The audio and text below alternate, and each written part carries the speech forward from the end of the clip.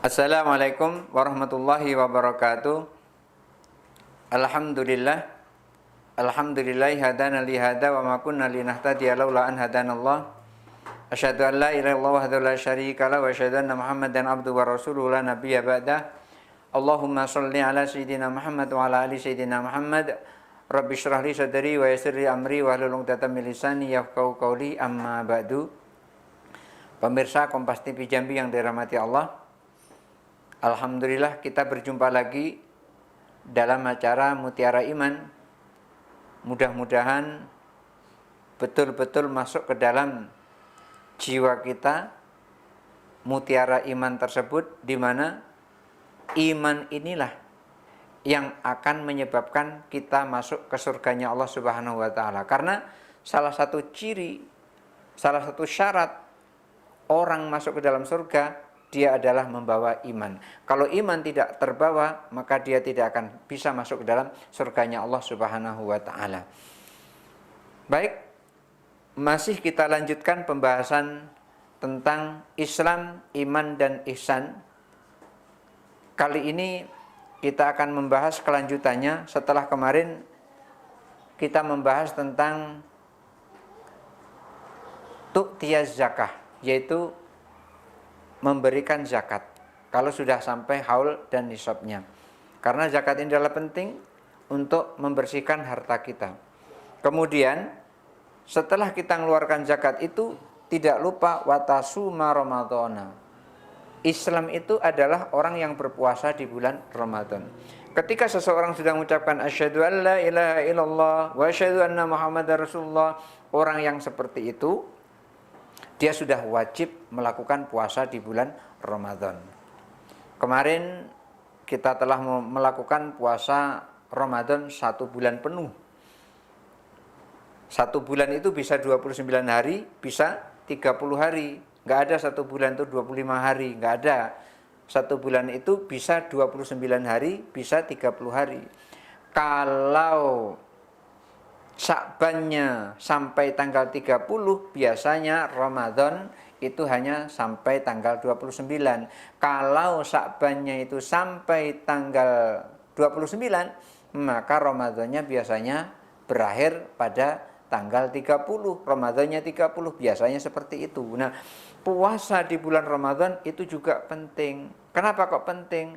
Karena ada sebuah riwayat dari Ibnu Mas'ud radhiyallahu an, Rasulullah SAW bersabda, as-shalawatul khamsu wal jumu'atu ilal jumu'ati war ramadhanu ila ramadhana mukaffiratun lima bainahunna in ijtanabal kabair. Jadi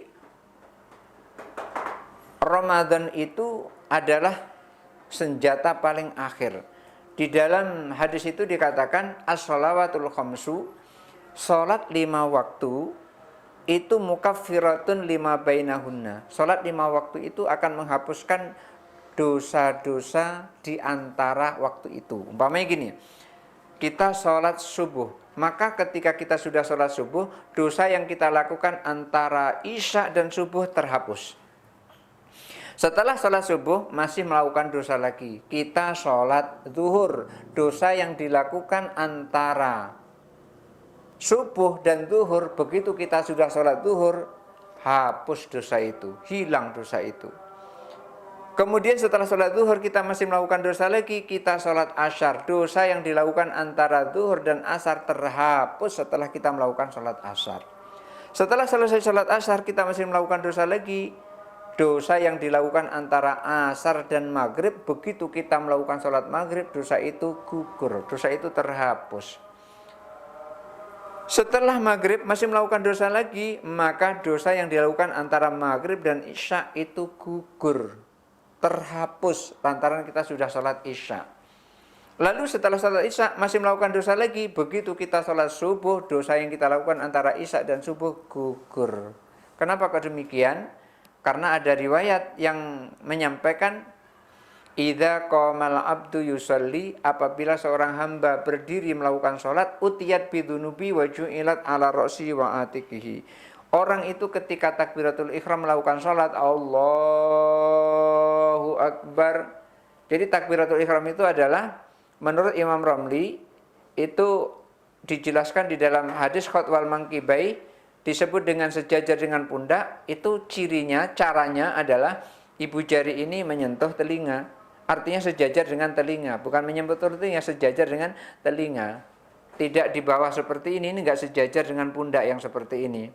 Pundak itu ini dan ini, maka letaknya adalah di sini dan menghadap kiblat. Diusahakan telapak tangan ini menghadap kiblat.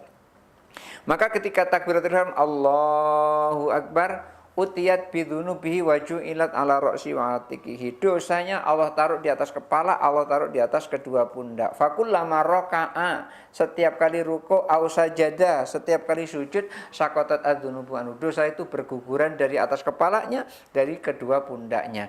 Maka setiap orang yang sholat, maka dosanya akan berguguran setiap kali ruku', setiap kali sujud.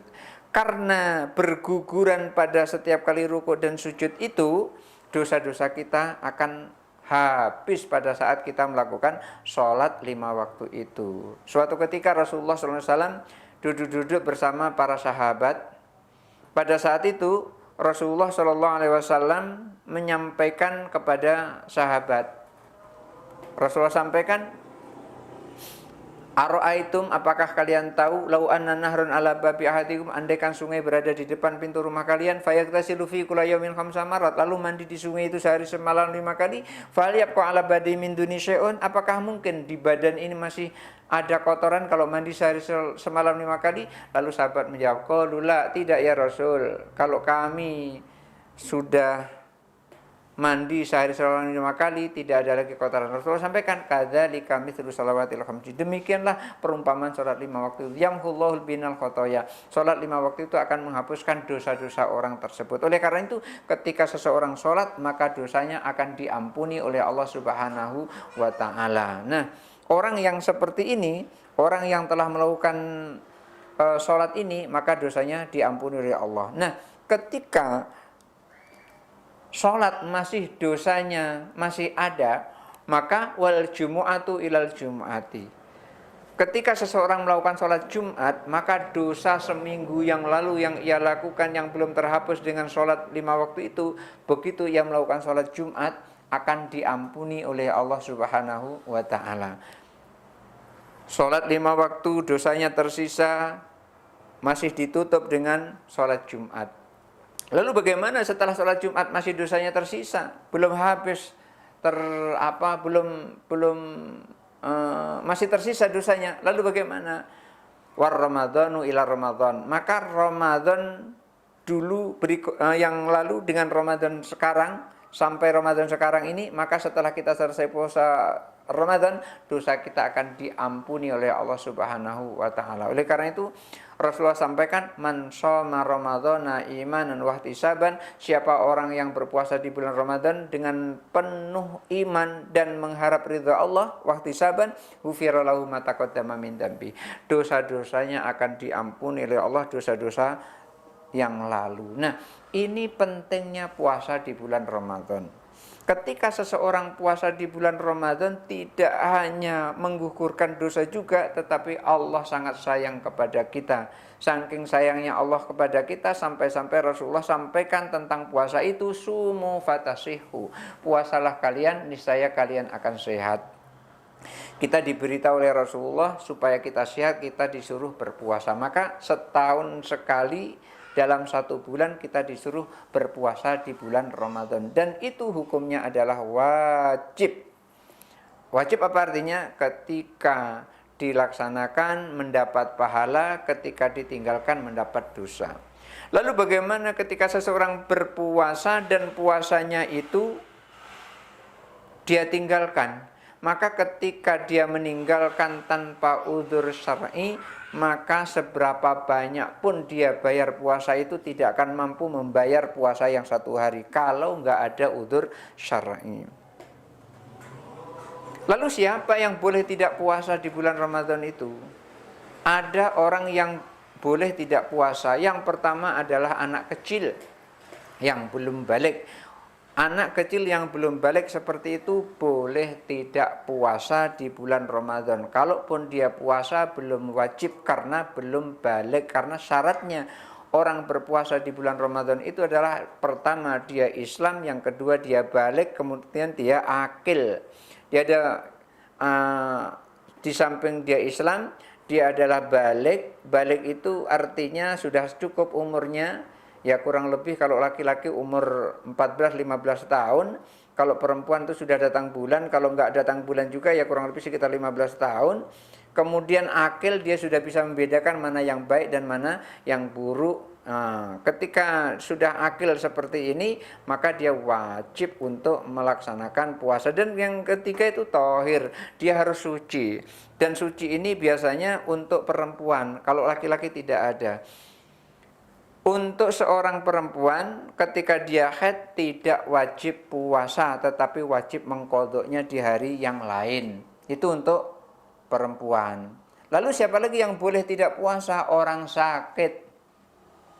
Misalnya nggak mampu untuk melaksanakan puasa, nggak mampu. Oleh karena itu dia boleh tidak puasa. Tapi ingat, fafid jatun min ayyamin ukhor. Nanti diganti dengan hari-hari yang lain selain bulan Ramadan. Siapa lagi? Safar, orang yang melakukan perjalanan, musafir. Kalau kita dari rumah mau ke Padang, maka kita di rumah belum boleh batal. Dalam perjalanan baru boleh batal, karena di rumah belum safar. Belum safar, tapi kalau sudah mulai jalan, baru itu dikatakan safar. Maka boleh membatalkan puasanya ketika berada di terminal, karena sedang dalam perjalanan. Nah, orang yang seperti ini, ketika nanti tidak puasa di bulan Ramadan, maka bayarnya adalah di hari-hari yang lain. Tapi ingat, kalau setelah Ramadan tidak bayar-bayar juga sampai masuk Ramadan berikutnya, maka orang seperti ini tidak cukup membayar puasa Ramadannya itu misalnya sekali dengan satu kali. Tidak cukup. Tetapi ada denda yang lain. Kenapa? Karena sudah melampaui waktunya. Umpamanya tahun ini kita tidak berpuasa lantaran kita musafir, dibenarkan itu. Lalu bulan Sya'ban masih juga enggak berpuasa sampai akhirnya mau masuk bulan Ramadan. Ramadan masuk lagi baru bayar. Maka orang yang seperti itu bayar puasanya, selesaikan dulu, setelah itu baru bayar fidyah. Membayar fidyah 1 hari 1 mud. 1 mud itu berapa? Kurang lebih sekitar 0,6 gram. 0,6 kilo. 0,6 kilo, bukan 0,6 gram. 0,6 kilo. Kurang lebih kira-kira hampir 1 kilo. Ya, kira-kira dibulatkan supaya enak, sehari 1 kilo. 1 kilogram beras, kira-kira begitulah. Maka ketika dia telah membayar puasanya seluruhnya, lalu dia membayar dendanya, yaitu 1 hari 1 mud. Kalau 5 hari dia tidak puasa, setelah dia membayar puasanya 5 hari, baru dia memberi makan orang miskin 1 hari 1 mud, berarti 1 kali 5 mud. Nah, ini lantaran apa? Lantaran dia sudah terlampaui.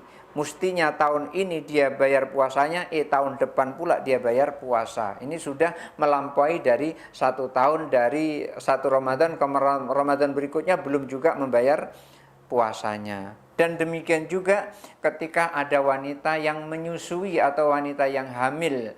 Maka ketika wanita hamil menyusui, dia batalkan puasa bukan karena sakit, karena menyusui dan karena kehamilannya itu, bukan karena sakit, maka dia dihukumi seperti itu, membayar puasanya, setelah itu membayar fidyahnya. Barangkali itu saja dulu, mudah-mudahan ada manfaatnya. Hadanallahu wa iyyakum ajmain, wallahul muwaffiq ila aqwamit thoriq. Wassalamualaikum warahmatullahi wabarakatuh.